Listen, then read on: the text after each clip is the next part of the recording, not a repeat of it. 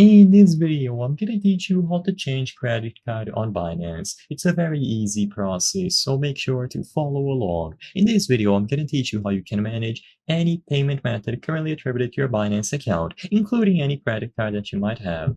You will be able to do this through the latest version of their mobile app by going over to your P2P payment methods, or whenever you choose the option to deposit using a credit card. So, first, I'm going to showcase how to manage it within your payment methods. Open the latest version of the mobile app, and by using the navigation bar at the bottom, you will be able to choose your own profile and go to payment methods.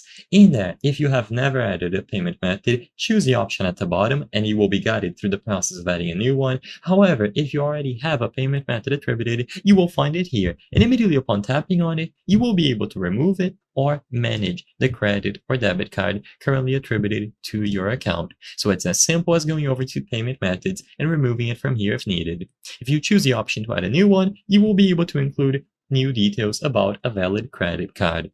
And like I said before, you will also be able to change your card whenever you are ready to deposit. So if you go over to the website, for example, or even the mobile app, you choose the option to deposit in the Fiat Center and you select bank card as the payment method, you will be able to proceed and you will find the option to change the card used to make this deposit. Once again, if you choose change card, you will be able to manage all of the cards currently attributed to your account.